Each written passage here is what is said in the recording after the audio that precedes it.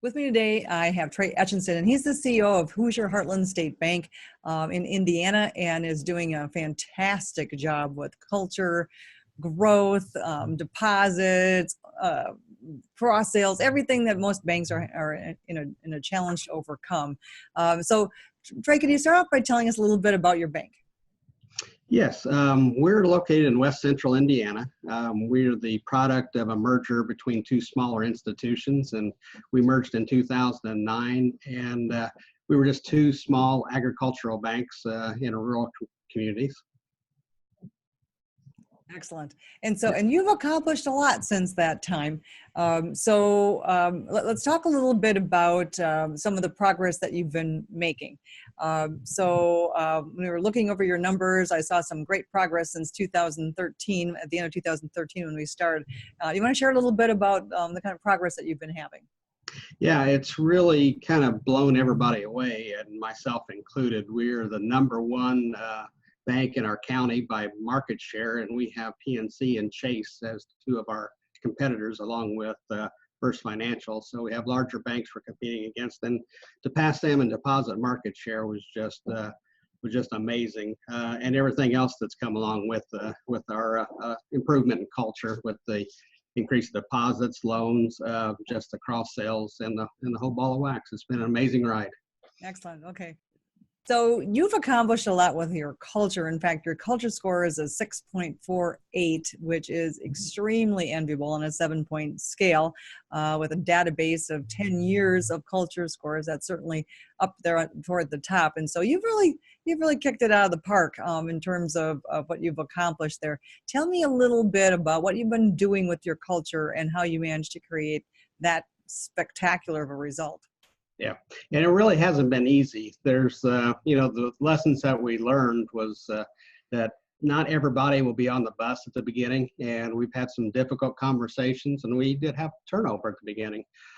But when everybody is rowing in the same direction, it is just it's a pleasure to come to work, and that's the way all of our employees feel now. They're taking a pride of ownership in our bank, and it just really shows. Mm. So I remember a time when the culture was already getting great and people were loving being there, and the feel was fantastic, but you weren't quite sure yet how to get everybody tied to profitability, because you weren't sure if you were going to crush your culture by getting people understanding accountability to the metrics that matter, and yet that score just keeps going up.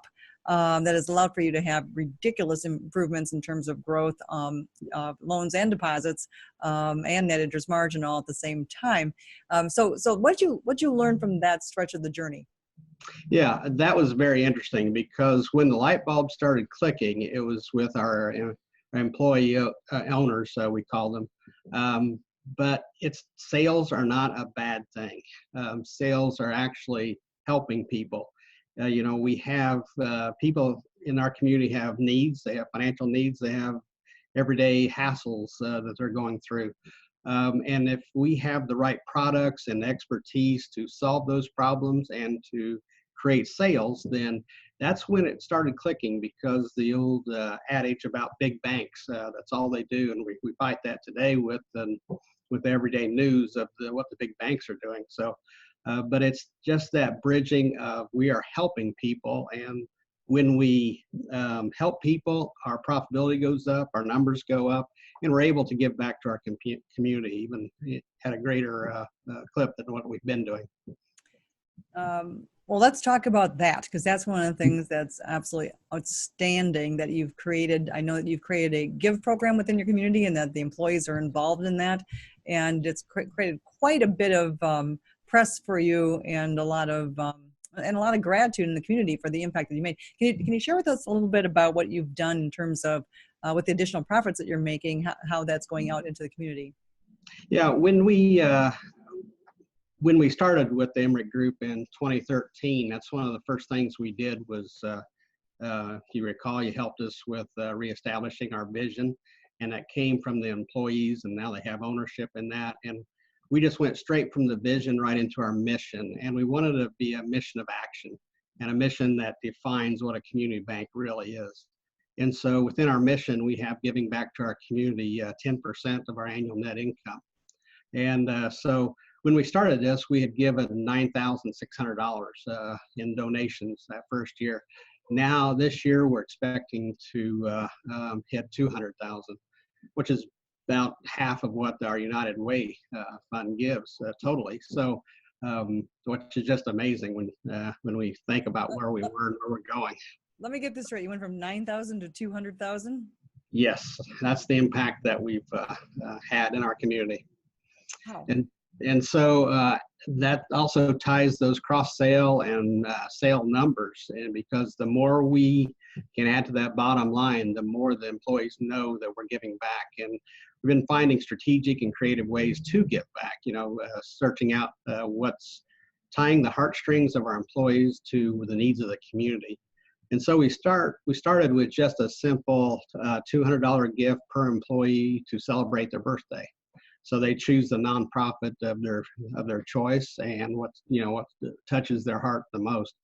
And then from there, we kind of collect that data and we know what our employees are most in line with. And so we strategically went out and I like to use the word stole, but the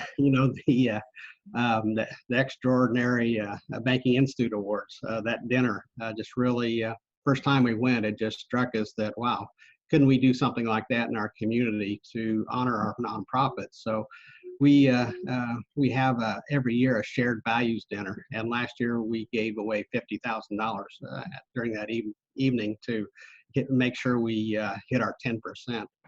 And so we've sent teachers to Auschwitz concentration camp this last year, so they can improve the educational aspect and keep that alive. We've we purchased a van for local American Legion Honor Guard so they can travel to funerals and honor our veterans.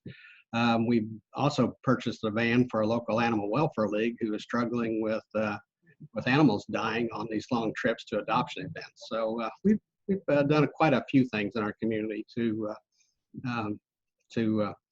further that mission, and the outpouring from the community has just been awesome. We've had articles written in the local news. We had a 3-piece article written in our local newspaper about the mission and the vision and the values of our bank now. So you are a perfect case study in the best way to help the poorest not become one of them. And so when you took care of your profitability by taking care of your customers more, you can now take care of your community more. And so instead of competing for pieces of the pie, you are growing the pie. So congratulations. Exactly. Well, thank you. Fantastic thing. So before you started on this journey, you probably had a little bit of a feeling in your gut, like, is this really going to work? Where you had some concerns. And so what kicked up for you at that time, and how did you work your way through that? Well, I'll be honest with you. I wasn't one that was really on fire to start this journey. I had kind of the attitude of the rest of our board members. We've read things like, and our board is really ROI sensitive. They want to see what the return is going to be on that, most everything that we do, which is fine. That's what their job is. As they should. Yeah, as they should. But when you hear and you read things like culture is the biggest predictor of future success, it's really hard to put a number on that. So what changed our board and changed my thinking is when one of our directors, who happens to have family in Chicago, stopped by a Emmerich event, Profit Growth Banking. So our very first attendee was a director, and he came back on fire and said, we've got to look into this more. And he wasn't totally sold on just the Emmerich Group, but he just that direction. So he wanted us to research other options and other companies, and which we did, and just found that from everything we heard, and we looked at the program and what you offer, and it just seemed like a perfect fit for our bank. Excellent. Okay, so what changes that have you made that allowed for you to hit these remarkable shifts in terms of growth and profitability and cross sales? What have been some of the most significant changes you've made? Well, I think the changes that we've made really begin when we recognize what we're doing when a customer first steps on our property or first calls our bank with a question or an inquiry. Uh, what you taught us about moments of truth, that just really is hit home with our entire organization, and we really take those seriously. We practice those. Our hoopla team, they are always testing us, always challenging us, and each of our locations sticks to those moments of truth because we want that first impression, that subconscious decision by a customer to be a positive one. So that's where it really began. And it's kind of interesting. We've had two local bank presidents now ask us, wow, how do you get your employees to answer the phone like that? So it's really quite amazing. So our impact is being noticed by our competitors also. Imagine if they knew that your cross sales are what, what's your cross sales at right now? 7.4 is the end of July. Okay, so they probably have some questions about how the heck do you get that to happen, because that's the real miracle. So how did you get that to happen? Because that's a journey as well. And where'd you start? How'd you get there? Well, in 2014 is when the year after we started, was when we really started that process and the 7-step sales process. And it wasn't easy. It really wasn't. We had to really work at that, and once you start it and you get an initial number, like our first number was 2.84, and we were thrilled because we'd had nothing before that. So, so we went from 2.8 to 3.1 the next year, and so we're making those baby steps, and then 5.6 the next year, and then 6.8, and now here we're at 7.4. So it's been a steady progression. And the nice thing about our employees, and I really appreciate them, is they're always trying to do better. They've got that line in the sand, and they say, can we do just a little bit better? So that's I'll have to put them on my pedestal, because they're doing the work and they're taking pride in this. Mm-hmm. Excellent. So what would you say to anyone who is facing the same kind of challenges that you were facing at the time that we started working together? That there are solutions. You gave me a very good piece of advice about 4 years ago, I think, and you told me you really need to tell your story. And that has stuck with me, because I've been in banking for 35 years. And so for 31 of those years, we were always trying to compete by rate. We were trying to tell people what we were. We're a community bank, but we really didn't tell people who we were. And the connection with our HHSB Gives Back, our moments of truth, and just the relationships that we're taking to a much deeper level with our top 100 clients. Our marketing has totally changed also. We are now talking to a much better profitable customer than we ever have. And that's one of the things that jumped out at me, Roxanne. We began focusing on our target markets and our most profitable customers through the top 100 process. And that's one of the things that really didn't hit home with me until recently, that we were looking back at where we were before we began with the Emmerich Group. And our adversely classified assets, those watch lists, those shaky customers, they were 40% of our Tier 1 capital. And we had always been like that. I know the economy is good, but this process has really emphasized to me that we are talking to good customers, and our Tier 1, our adversely classified to Tier 1 is now 10%. So that has come down, and the reason is because we're focused on the right target markets, and our top 100 most profitable customers are really making an impact on that asset quality. Which is outstanding for an ag bank in the middle of a huge ag recession. Yes.